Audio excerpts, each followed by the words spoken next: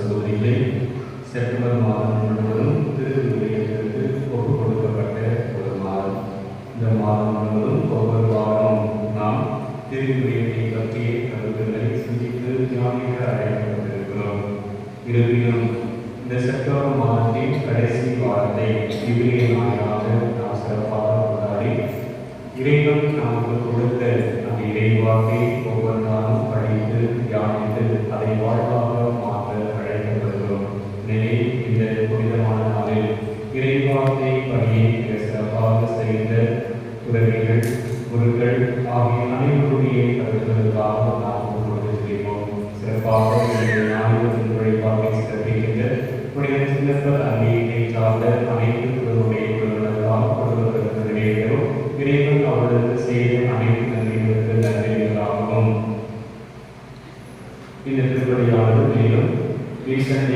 சபையில் உள்ள குறிப்பினுடைய கருத்துக்களை நிறைவேறி உடல் நலனுக்காகவும் இறைவன் அவர்களுக்கு செய்த அனைத்து நன்மைகளுக்கு நன்மைகளாகவும் வின்சென்ட் டே பால் சபையினுடைய வளர்ச்சிக்காகவும் ஜெபமாலை குடும்பத்தில் மறைந்த ஏசால் உத்திரையிலேறி சபையம்மாள் ஆரோக்கியமேரி ஜான் சுந்தராஜ் என்கின்ற சின்னங்கள் வியாபாரமேரி அந்தோணி ஆண்களை பார்த்திக்காகவும் ஆர்காட்டன் குடும்பம் லாரன்ஸ் மெர்சி இவர்களுக்கு இறைவன் செய்த அனைத்து நன்மைகளுக்கு நன்றிகளாகவும் சுனிதா சிவிரைசன் விவி இவர்கள் நல்ல முறையில் படிக்கவும் உடல்நலத்தாலும் இறுதி ஆண்டவர்களுக்கு நன்றிகளாகவும் சுகிதன் திரேசா குடும்பத்தில் மறைந்த மைக்கேல் மங்களம் தைரியம் அன்னமணி சுசேனாரன் பேராமணி அமலோ மங்களம் இவருடைய ஆண்மனை பார்த்திக்காகவும் பாம்பு வினோத் விக்டோரியா குடும்பத்திற்கு இறைவன் செய்த அனைத்து நன்மைகளுக்கு நன்றிகளாகவும் மற்றும் பிள்ளைகள் ஜெசிகா ஆன்சன் பெனிட்டோ கல்வியிலும் ஆனந்திலும் சிறந்து விளங்கியும் உடலுள்ள ஆன்மீகங்களுக்காகவும் இக்குடும்பத்தில் மறைந்த சபரிமுத்து தேவவேரி விஜயகுமார் இவருடைய ஆண்மனை பார்த்திக்காகவும் வேளாங்கண்ணி பிரிஜித் மேரி குடும்பத்தில் மறைந்த சபரிமுத்து ஆரோக்கியமேரி லூகாஸ் இவருடைய ஆண்மனை பார்த்திக்காகவும் கொடுக்கப்படுகிறது. இவருடைய கருத்துக்கள் நிறைவேற இந்த திருப்பலியை நாம் கொடுத்திருப்போம்.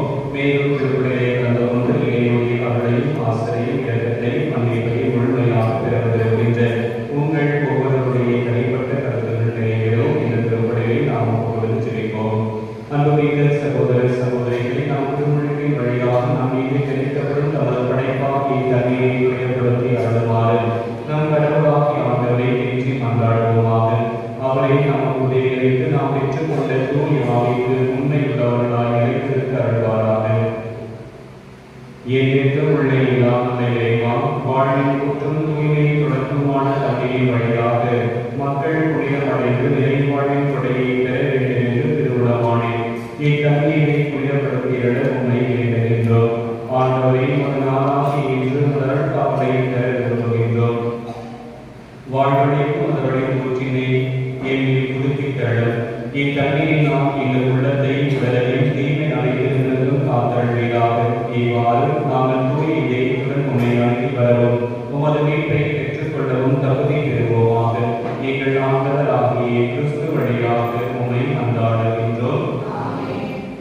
எல்லாம் இறைவா, தண்ணீர் வளர்ப்பது ஒப்பிட வேண்டும் என்று இறைவா கேசா வழியாக கல்விக்கு உமது படைப்பு பொருளாகி இந்த ஒப்பை பரிவர்த்தனை புனிதப்படுத்திட உண்மை தாழ்மையுடன் வேண்டுகின்றோம். ஆண்டவரே, உப்பு கலந்த தண்ணீர் தெளிக்கப்பட விடலாம். தீமொழியின் காப்போர் அனைத்தும் தோல்வியிட செய்கிறார். தூய ஆவியார் தெரிந்து எங்களை யாரு காத்தருள்வாராக. எங்கள் ஆண்டவர் ஆகிய கிறிஸ்து வழியாக உண்மை மன்றாடுகின்றோம்.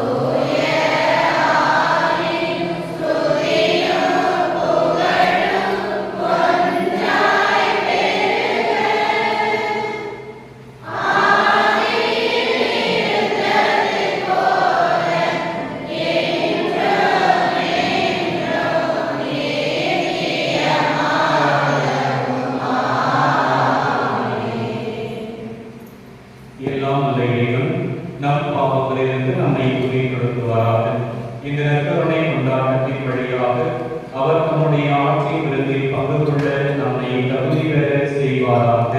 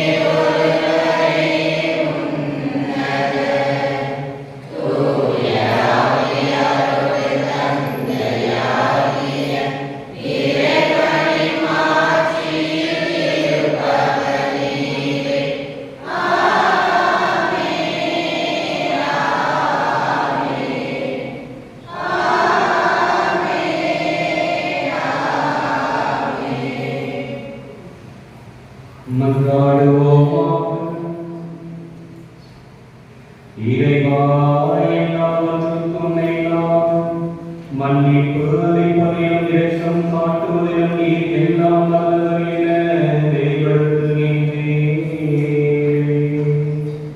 இவ்வாறு உமது அருளை எங்கள் மீது நிறைவாகப் பொழிவதால் நாங்கள் உம் வாக்குறுதிகளை ஆர்வமுடன் நாடி விண்ணக நலன்களில் பங்கு பெற செய்வீராக. உம்மோடு தூய ஆவியாரை வந்தேற்று இறைவனாய் என்றென்றும் வாழ்ந்து ஆட்சி செய்கின்ற எங்கள் ஆண்டவர் உம் திருமகனுமாகிய இயேசு கிறிஸ்து வழியாக உம்மை மன்றாடுகிறோம்.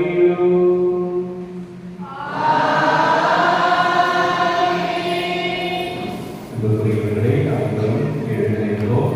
இப்பொழுது இறைவார்த்தை காலை நடைபெறுகிறது. இறைவார்த்தை காலை முடிந்தவரை இறைவார்த்தை நன்றி அதன் பிறகு இறைவார்த்தை வழிபாடு ஆரம்பமாகும்.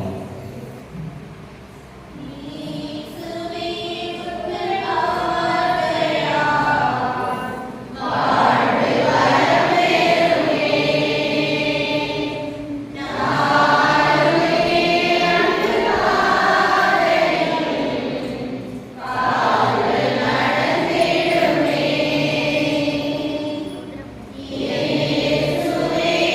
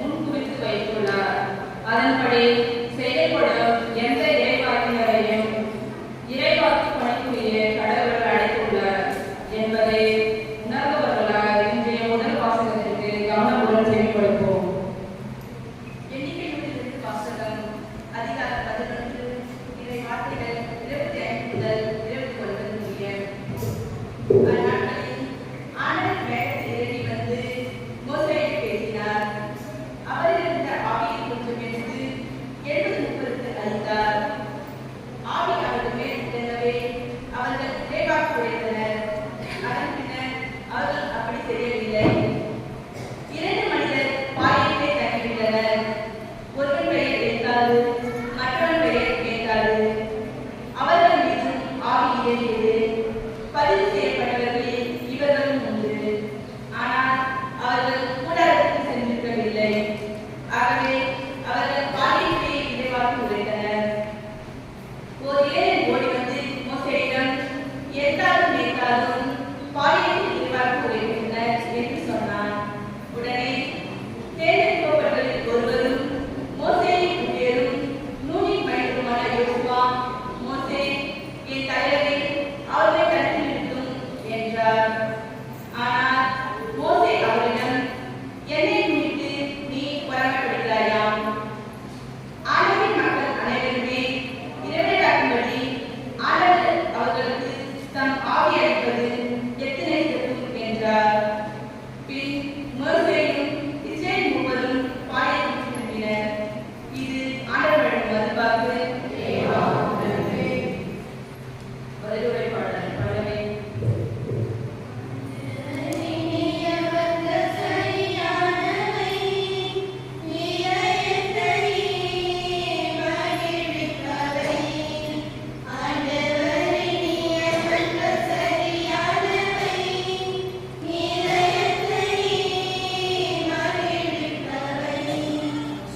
ஆண்டவருக்கு சட்டம் நிறைவானது, அது புத்துயிரளிக்கின்றது.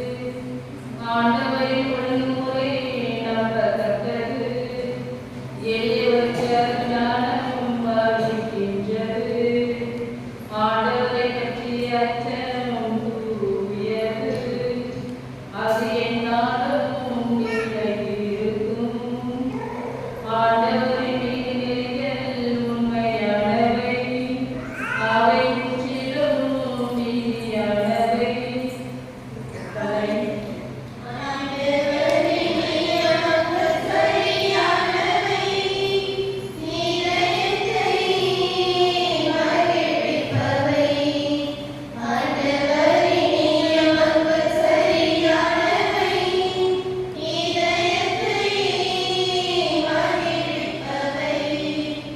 அவற்றால் அடியேன் எச்சரிக்கப்படுகின்றேன். அவற்றை கடைபிடிப்போருக்கு மிகுந்த பரிசுண்டு. தம் தவறுகளை உணர்ந்து கொள்பவர் யாராம்? என்ன அறியாய் பிழையாக என்னை மன்னியும். பல்லவி.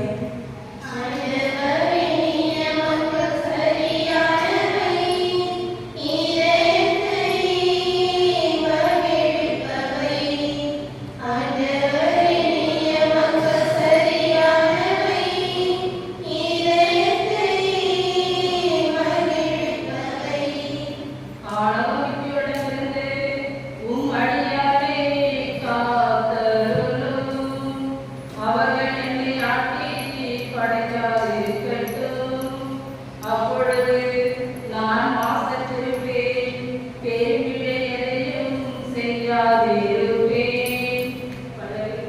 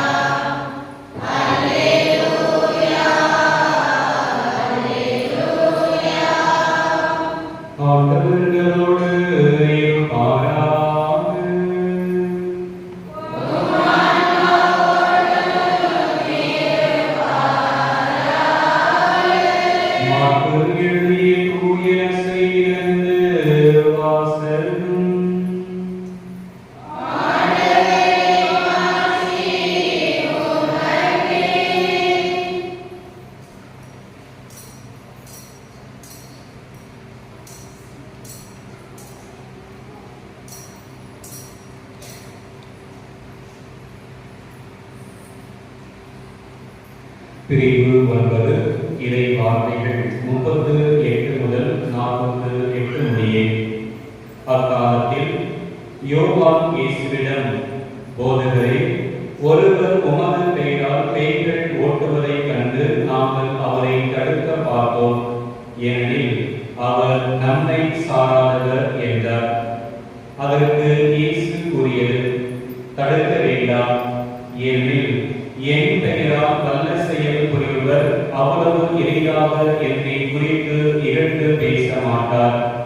ஏனெனில் நமக்கு எதிராக இராதவர் நம் சார்பாக இருக்கிறார்.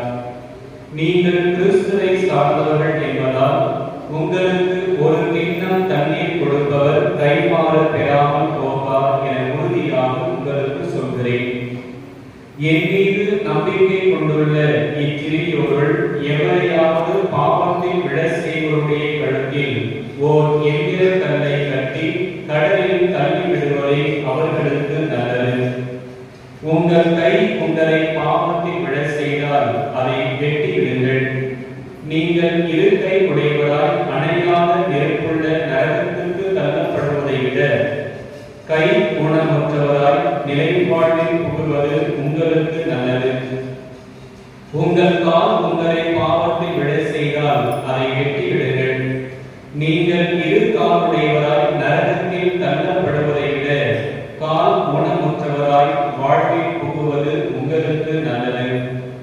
உங்கள் கண் உங்களை பாவத்தில் விழ செய்தால் அதை பிடுங்கி எரிந்து விடுங்கள். நீங்கள் இரு கண்ணுடையவராய் நரகத்தில் தள்ளப்படுவதை விட ஒற்றை கண்ணரால் இறையாட்சிக்கு உட்படுவது உங்களுக்கு நல்லது. நரகத்திலோ அவர்களை பின்னும் புழு சாகாது, நெருப்பும் அவியாது என்றார். ஆண்டவரின் அருள்வாக்கு.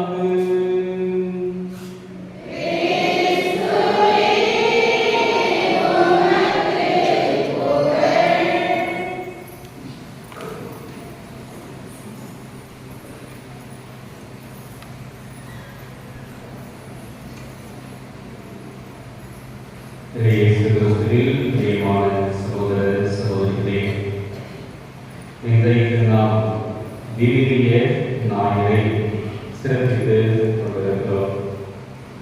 ஒரு அனைவருக்கும் இறை வார்த்தை வாழ்த்துக்கள் தான் சொல்லணும். எத்தனை பேர் கை கட்டி வந்துருக்கீங்க? கை கட்டி பார்ப்போம். பிள்ளைங்க இல்லையா? எத்தனை பேர் கை கட்டி வந்துருக்கீங்க? 1 2 3 6 7 அவ்வளோதான்.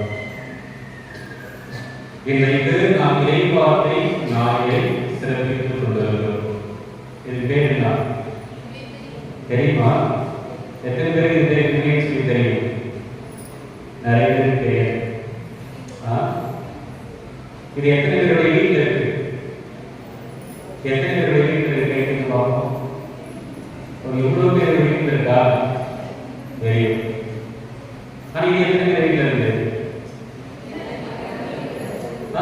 இது எத்தனை பேருடைய வீட்டில் இருக்கு? எல்லாருடைய வீட்டில் இருக்கும். இது யார் வீட்டில் இருக்காது, இது எல்லாருடைய வீட்டில்.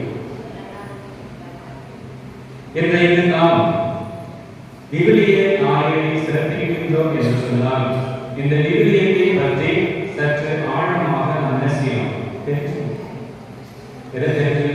இந்த விவிலியத்தை நாம் சற்று ஆழமாக தெரிந்து கொள்ள வேண்டும். இந்த விவிலியம், இந்த திருநூல், இந்த புனித பைபிள் இன்னைக்கு என்ன செய்யுது?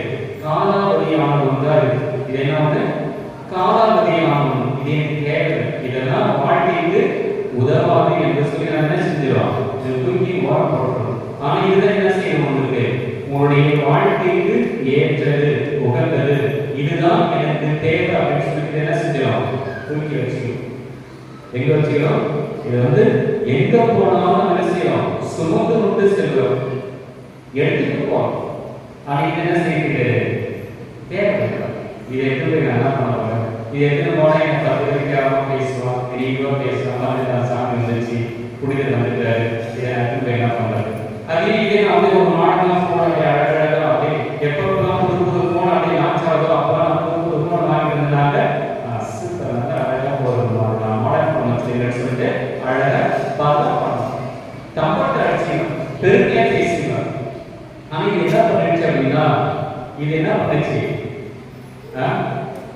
டைம் வந்து கை கடிகாரத்தை ஸ்டாப்பிச்சு. கை கடிகாரத்தை ஸ்டாப்பிச்சு. நீ நிறைய பேர் என்ன செய்யல வாட்சி கட்டணே கிடையாது. ஆனால் வங்கிட்டு ஆனால் அது தனியாக ஒரு காப்பு அதான் நீ பார்க்கறா இல்லை இதெல்லாம் காரியத்தை வச்சு பார்க்கணும். இது கை கடிகாரத்தை ஸ்டாப்பிச்சு அலாச ஸ்டாப்பிச்சு. தபால் நிறைய பேர் வந்து கடிதங்கள் போடுவாங்க. முன்னாடிலாம் வந்து யாராவது போகிறதுல இருக்கிற மக்களுக்கோ பிள்ளைக்கோ அப்பாவுக்கோ அம்மா என்ன செய்வாங்க கடிதங்கள் போடுவாங்க. என்ன செஞ்சிச்சு அது எல்லாத்தையும் ஸ்டாப்பிச்சுங்க. ஆனால் இதெல்லாம் என்ன செய்யறோம் வாங்கி வச்சுக்கணும். இது அதோட சாப்பிடல. இது என்னதான் குடிக்கிச்சு அப்படின்னா உங்களுடைய உறவுகளை குடிக்கிச்சு. உங்களுடைய பிள்ளைகளோடு பெற்றோர்களோடு மற்ற உறவுகளோடு பேசக்கூடிய அந்த நேரத்தை என்ன செஞ்சிச்சு இழுக்கிச்சு. பேப்பர் ரெக்கார்டை இழுக்கிச்சு. வானொலியை இழுக்கிச்சு. எல்லாத்தையும் என்ன செஞ்சிச்சு இது இழுக்கிட்டே இருக்கு. இது அப்படியே கொஞ்சம் அப்படியே யாராவது போன் பண்ணாலும் உடனே என்ன செய்வோம் 10 பேருக்கு நாளைக்கு தூக்கி தலையை ஓடிடும். என்ன செய்வோம் நம்ம 10 பேருக்கு மத்தியில் நல்லா இன்ட்ரெஸ்டா பேசிருக்கோம்.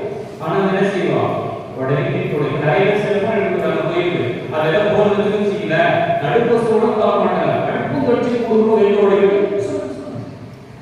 எப்போது பெரிய அம்மாட்ட மாதிரி ஒரு வந்து அதை சமைக்க அவர் குடி குடிக்கணும்.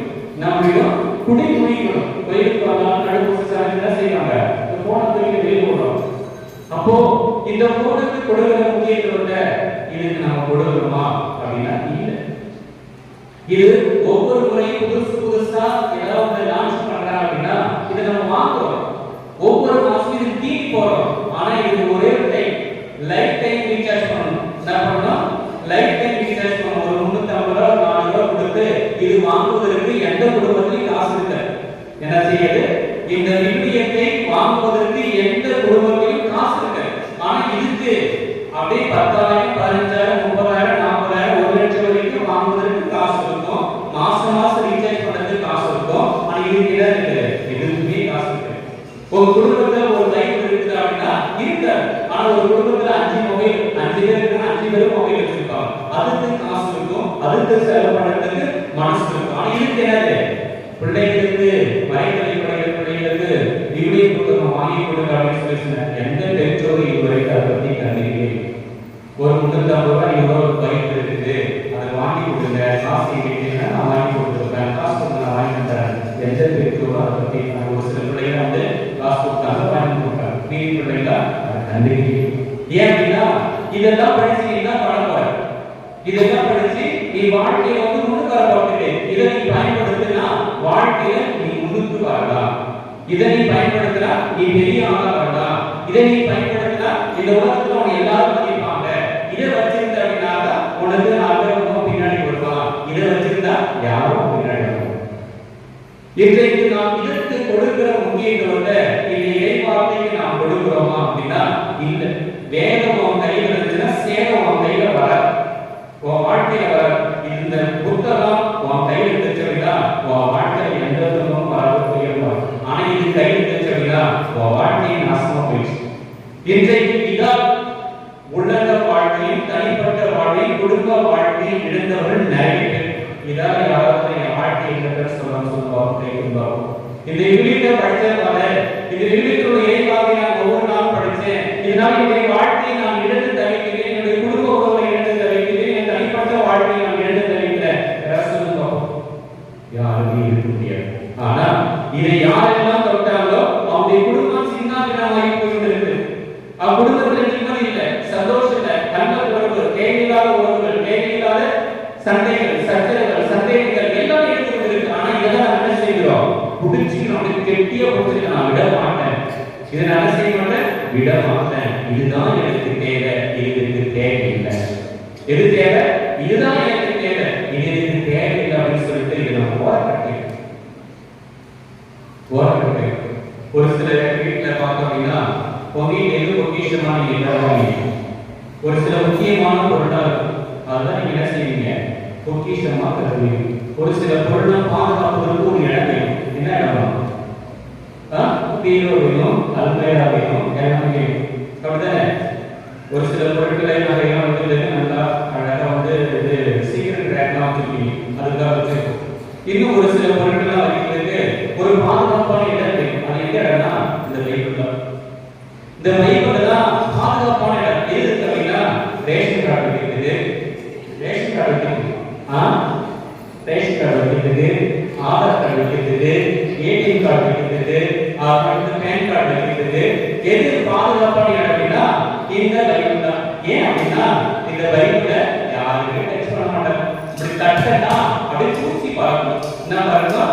தூசி பார்க்கணும். அது கை வச்சா அந்த கையில அப்படியே வருது. அந்த அளவுக்கு அதை தொட்டு பயன்படுத்தி பல நாட்கள் ஆயிடும். ஆனா இது என்ன செய்வோம்? எடுத்து ஒவ்வொரு நாளும் திருப்பி படிப்போம். இது வந்து முகத்தை பார்ப்போம், முடியணும் அப்படி இருக்கணும். இதுக்கு ஏதாவது தவறு போயிடுச்சுன்னா உடனடியா போடுவோம். எங்க கடை கொடுத்து எது புதுசா வந்து தவறு அதை நம்ம பார்த்து போடுவோம். ஆனா என்ன செய்ய மாட்டோம்? இந்த பைபிள் இதை பற்றி நாம் அக்கறையே படுவது கிடையாது. இது என்னுடைய வாழ்வுக்கு இடையூறாக இருக்கிறது என்பதை அறிந்திருந்தாலும் தெரிந்திருந்தாலும் இதைத்தான் என்ன செய்யணும்? கெட்டியா புரிஞ்சுக்கிறது. இது இன்னைக்கு வந்து என்ன செஞ்சு விளையாடுகின்ற நேரத்தை குறைச்சிச்சு. நினைத்து விளையாடுகின்ற நேரத்தை குறைத்து விட்டு உறவுகளோடு உறவாடக்கூடிய நேரத்தை எடுத்துச்சு. அதுக்கடுத்து பார்த்தா இன்னைக்கு சீரியல் முன்பாக டிவி முன்பாக யாரும் என்ன செய்யல பக்கத்து. ஆனா இது என்ன செய்யலாம்? தட்டி எந்த சீரியல் எப்போ அப்படி பஸ்ல போகும்போதே பார்த்துட்டு போவோம். என்ன செய்வோம்? பஸ்ல போகும்போதே பார்த்துட்டு போவோம். இன்னும் ஒரு சிலருக்கு மொபைல் நோண்டிட்டு போகும்போது பல்லு போர்டு கிரவுண்டு கீழே கொடுத்து குடிசி மகள்லாம் எடுத்துட்டு பஸ்ஸுடன். இன்னொரு சில பேர் இந்த மொபைல் பைக் எடுத்துட்டு என்ன செய்யறாங்க? ட்ரெஸ் போட்டுருப்பது அப்படியே போறாங்க. என்ன செய்யறாங்க? ட்ரெஸ் போட்டுருப்பது இதெல்லாம் பணம் எடுத்து என்ன செஞ்சுவாங்க? வேற எடுத்து பாட்டி வச்சுட்டு போறாங்க. இல்ல ஏதோ முக்கியமான பொருள் எடுத்து என்ன செஞ்சுறாங்க? வேற பொருளை கையை எடுத்து சாப்பாடு போறாங்க. சாப்பாடு மொபைல் வச்சு கொள்ளும்போது கீழே கடையில் அதை சாப்பிடுறோம். இதெல்லாம் நீங்களே பார்த்துருக்கீங்க. ஆனாலும் இதை நாம் என்ன செய்யறோம்? சாப்பாடு போட்டு நீங்க தட்டுல அது பழமுடிங்களா இல்ல வேற ஏதாவது இருக்கா? நம்ம தட்டு தான் வச்சு சாப்பிடலாம், இல்ல தரையில வச்சு சாப்பிடலாம் அப்படின்னு என்ன செய்யுது? யாரும் சாப்பிட கிடையாது. அந்த அளவுக்கு இன்னைக்கு தனிப்பேன். இதனால குடும்ப வாழ்க்கை சிதைஞ்சு போச்சு, உறவுகளுக்கு உறவு முடிஞ்சு போச்சு, எல்லாம் முடிஞ்சு போச்சு. இது கையில் எடுத்தால வாழ்க்கையை குட்டிசார பேசு.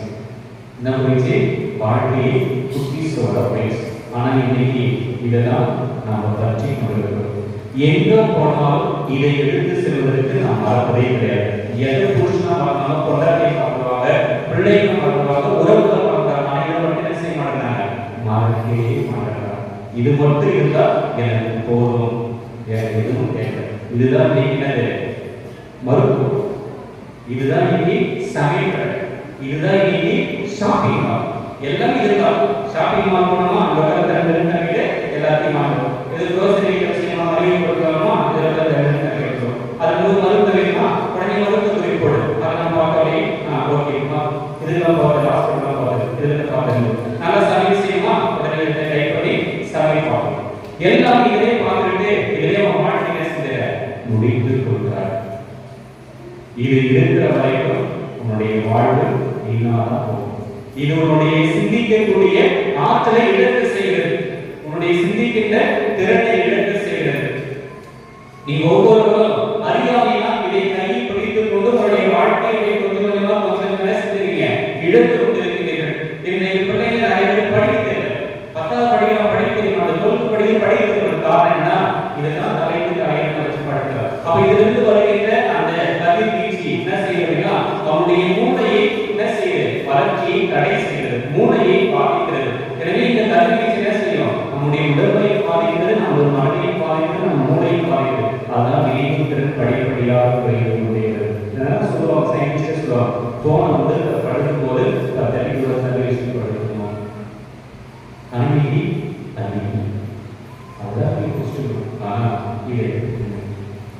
இது எடுத்து விவிலியம் அறியாதவன் கிறிஸ்துவை அறியாதவன் என்று சொல்லி புனித ஹெரோனிமஸ் அருமையாக சொல்கிறார். இந்த விவிலியத்தை யாரெல்லாம் படிக்கலையோ, இந்த விவிலியத்தை பற்றி யாரெல்லாம் தெரிந்து கொள்ளவில்லையோ அவர் கிறிஸ்துவை அறிந்து கொள்ளவில்லை. இந்த இறைவார்த்தையெல்லாம் நீங்க வந்து படிக்கணும். உங்களுடைய துன்ப நேரத்தில் இந்த இறைவார்த்தையை திறந்து படிக்க உங்களுடைய வாழ்க்கைக்கு ஆற்றலாக இருக்கும். உங்களுடைய துன்பத்தை போக்கக்கூடிய ஒன்றாக இருக்கும். இதுல நான் நிறைய இறைவார்த்தையை வச்சிருக்கேன். அந்த இறைவார்த்தைகளை ஒவ்வொன்றா சொல்லி உங்களுக்கு கொஞ்சம் சொல்லிக் கொடுத்த அப்படின்னாக்க உங்களுக்கு தெரியும் எந்த அளவுக்கு இறைவார்த்தை மிக மிக உயிருள்ள ஒன்றாக இருக்கிறது என்பதை உங்களால் புரிந்து கொள்ள முடியும். சொல்ல பாருங்க ஒவ்வொன்றா. முக்கியமான இறைவார்த்தை மட்டும் சொல்ல. இந்த இறைவார்த்தை என்ன அப்படின்னா இது உயிருள்ளது. இது என்னது? உயிருள்ளது. முதல்ல இந்த இறைவார்த்தை உயிருள்ளது.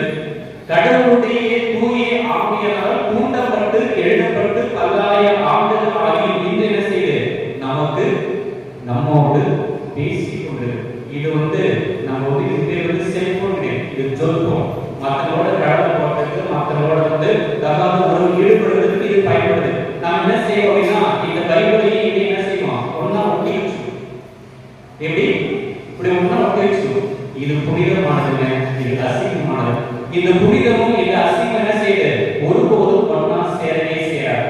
இது எதிர்ப்புறம் இருக்கு, இது எதிர்ப்புறம் இருக்கு. இது ரெண்டு ஒன்னோட ஒன்று சேர்ந்து அப்படின்னா நம்ம ஏதாவது இதை விட்டுட்டோம், இதை எடுத்துக்கிட்டோம். இதை விட்டுட்டு இதை எடுக்க ஆரம்பிச்சோம் அப்படின்னா உன்னுடைய வாழ்க்கை உன்னுடைய குடும்பம் எல்லாமே நல்லா இருக்கும். எனவே இது உயிருள்ள வார்த்தை. இது நம்மோடு பேசக்கூடிய வார்த்தை. ஒரு மனிதனோடு எப்படி நாம் பேசுகிறோமோ, ஒரு நண்பரோடு எப்படி பேசுகிறோமோ அப்படி இந்த இறைவார்த்தையாக நம்மோடு பேசிக் கொண்டிருக்கிறது. ஆனால் என்ன செய்யல, இது என்ன செய்யல, படிப்பது கிடையாது. இறைவார்த்தை சொல்றது, இறைவார்த்தை சொல்றாரு மறைபொருள் அனைத்தும் கடவுளுடைய தூண்டுதல் பெற்றது. இது கடவுளுடைய தூண்டுதல் பெற்றுள்ளது. அது இந்த மறைபொருள் கற்பிப்பதற்கும் கண்டிப்பதற்கும் சீராக்குவதற்கும் நேர்மையாக வாழ பயிற்றுவிப்பதற்கும் பயனுள்ளது. நாம் திமோத்தி 2 திருமுகம் 3ஆம் அதிகாரம் 16 வசனத்தை படித்து பார்த்தோம் என்றால் இந்த இறைவார்த்தை நாம் எழுதியுள்ளார். இது கண்டிப்பதற்கு பயன்படுகிறது. நம்முடைய வாழ்க்கை நாம் சீர்படுத்த சரிப்படுத்த இந்த இறைவார்த்தை நாம் என்ன செய்து பயன்படுகிறது. ஆனால் என்ன செய்யல, இந்த இறைவார்த்தையை நாம் படிப்பது கிடையாது. இரண்டாவது, கடவுளுடைய வார்த்தை உயிருள்ளது என்று சொல்லி எந்த அளவுக்கு என்று சொன்னால் எபிரேயர் திருமுகம் 4ஆம் அதிகாரம் 12ஆம் வசனத்தை நாம் படித்து பார்த்தோம் என்று எழுதியுள்ளார்.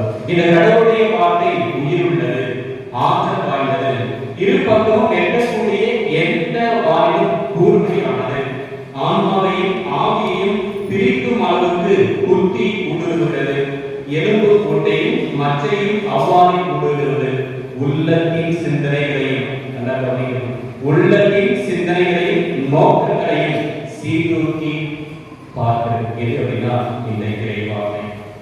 கடவுளுடைய வார்த்தையால் என்ன செய்யுது, உலகம். கடவுள் ஒரு வார்த்தை சொன்ன உலகை படைக்கிறார். மண்ணுலகம் தோன்றுதல் அப்படின்னு சொல்லி மண்ணுலகம் தோன்றிச்சு, விண்ணுலகம் தோன்றுதல் அப்படின்னு சொல்லி விண்ணுலகம் தோன்றிச்சு. எல்லாத்தையும் ஒரு வார்த்தையை படைக்கின்றார். அந்த வார்த்தையானதை பற்றி தான் நீங்க படித்துக் கொண்டிருக்கிறோம். வார்த்தை மனோருவான நம்மிடையே குடிகொண்டார். அந்த வார்த்தை எப்படி இருக்கிறார்கள், தொடக்கத்தில் வாக்கு இருந்து அவ்வாக்கு கடவுளோடு இருந்து அவ்வாக்கு கடவுளாக இருந்தது. அந்த கடவுளாகிய மனிதனை பற்றி தான் இன்றைக்கு நாம் படிக்கிறோம். இது நம் ஆண்டவர் இயேசு கிறிஸ்துவை பற்றிய அறிந்து கொள்ளக்கூடிய ஒரு வாக்கு. அந்த வாக்கு எப்படி மனிதரானார், அதற்கு முன்பாக நடந்தது என்ன, வாக்கு மனிதரான பிறகு நடந்தது என்ன, அவருக்கு பின் என்னென்னலாம் நடந்து கொண்டிருந்தது என்பதை நாம் தெளிவாக புரிந்து கொள்ள அறிந்து கொள்ள இந்த இறைவார்த்தை நமக்கு பயன்படுகிறது. வார்த்தை மனுவார், அது புதிய நற்செய்தி. வார்த்தை மனுவாருக்கு என்னெல்லாம் நடந்ததோ அது பழைய நற்செய்தி, அதான் பழைய இறைவார்த்தை. இந்த இரண்டையும் இணைப்பது எது அப்படின்னா வார்த்தை. அந்த வார்த்தை எப்படி மனுவார், அந்த வார்த்தையை நான் இன்றைக்கு உள்ளத்தில் பதிக்கிறேனா என்பதை சிந்தித்து பார்க்கிறேன். இந்த விவிலியம் என்பது ஒரு புனித நூல். இதற்கு இன்றைக்கு நாம் முக்கியத்துவம் கொடுக்கிறேன்.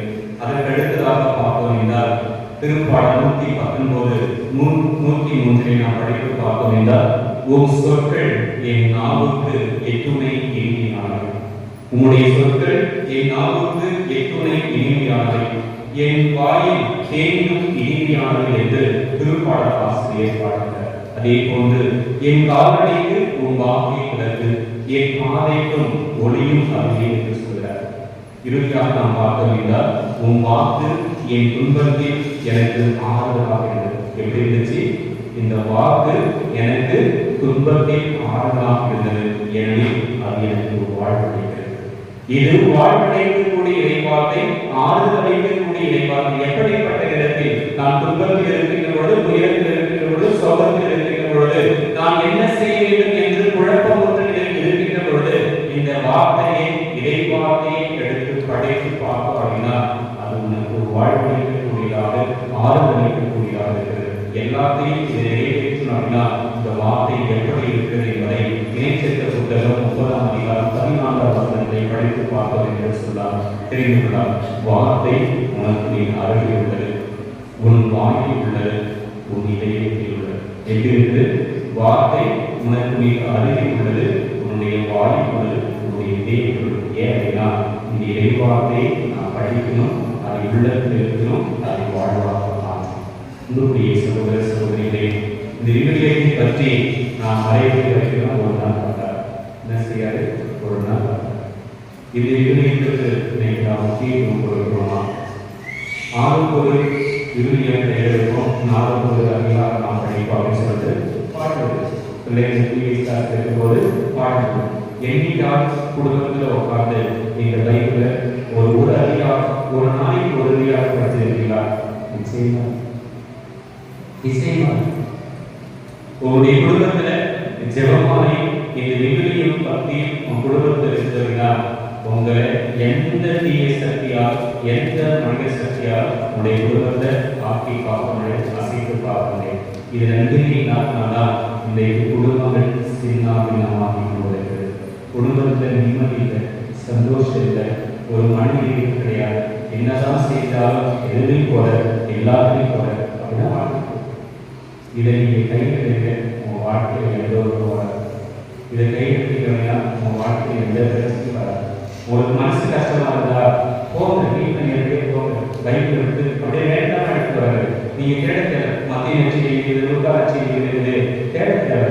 அப்படியே வேண்டாம் எடுத்து படி, அப்படியே கையில் வாழ்ந்து வேண்டாம் எடுத்து படி.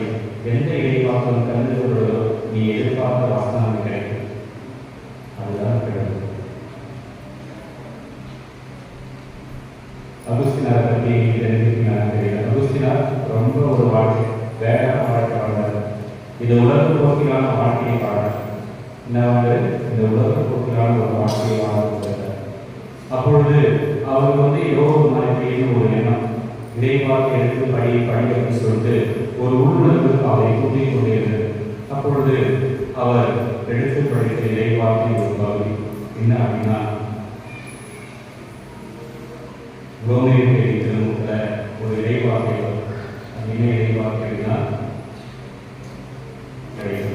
இருள் நெருங்கி வருகிறது, மீட்புக்கான நேரம் நெருங்கி வந்திருக்கிறது.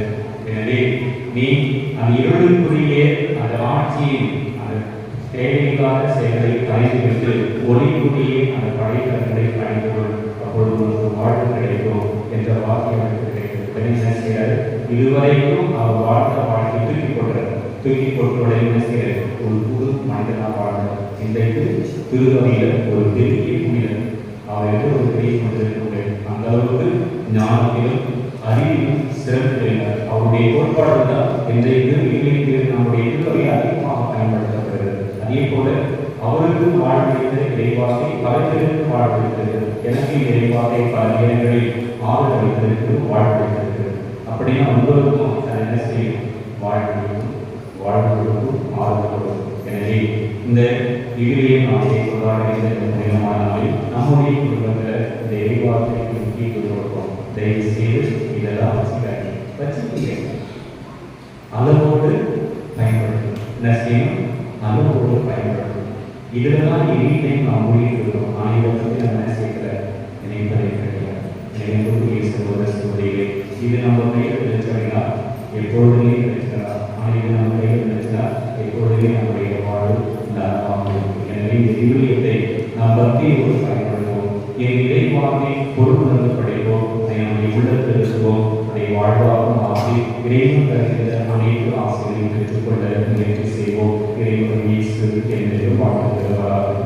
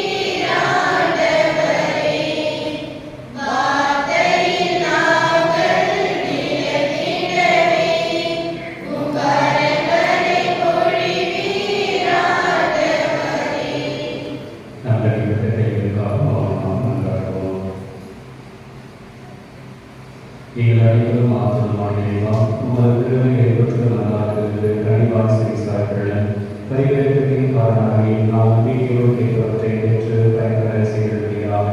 நீங்கள் ஆனந்தராகிய கிறிஸ்து வழியாக உண்மை நல்லாடுகின்றோம்.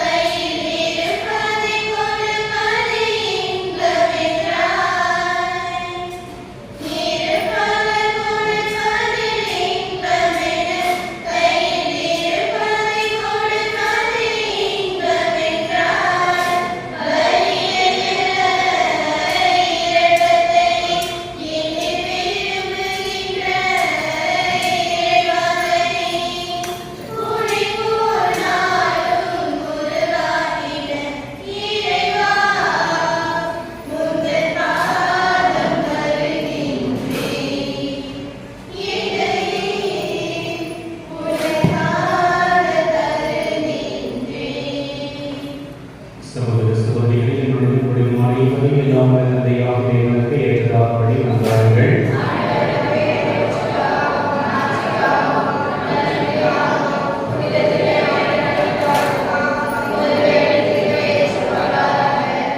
இரக்கமுள்ள இறைவா, நாங்கள் அனைத்தும் இக்காலத்தை உமக்கு ஏற்றதாக மாறிட உம்மை வேண்டுகின்றோம்.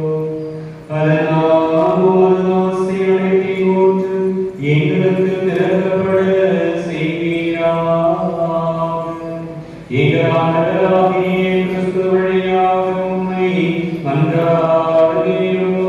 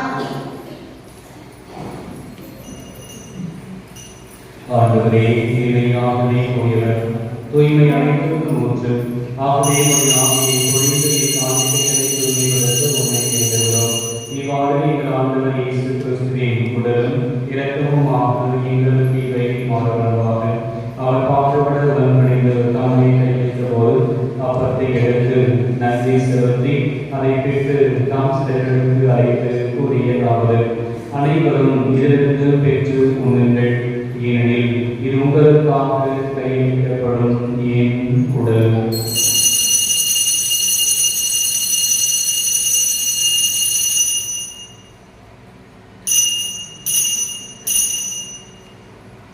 அவ்வுடனே இரவு விருந்தை அருந்திய பின் கிண்ணத்தை எடுத்து மீண்டும் நன்றி கூறி தாம் சிலர்களுக்கு அழைத்து அவர் கூறியதாவது: அனைவரும் இதிலிருந்து பெற்று பருகுங்கள், ஏனெனில் இது புதிய நிலையான உடன்படிக்கைக்குரிய என் இரத்தத்தின் தினம். இது பாவ மன்னிப்புக்கென்று உங்களுக்காகவும் பலருக்காகவும் சிந்தப்படும். இதை என் நினைவாக செய்யுங்கள்.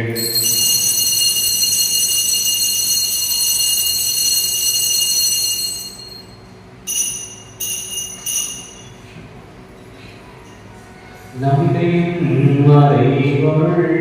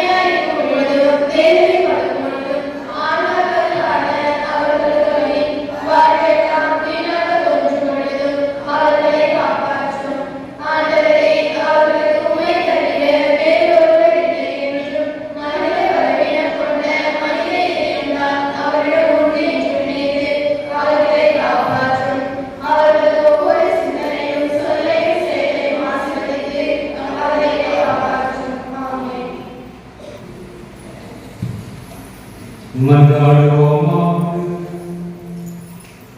ஆண்டவரே, விண்ணக மறைவு எங்கள் மனதையும் உடலையும் சீர்படுத்த உம்மை வேண்டுகின்றோம். நாங்கள் கிறிஸ்து இறப்பை அறிவிப்பதால் அவருடன் இணைந்து அவருடைய மாட்சி பங்கேற்பவர்களாக இருப்போமாக. எங்கள் ஆண்டவராகிய கிறிஸ்து வழியாக உம்மை மன்றாடுகிறோம்.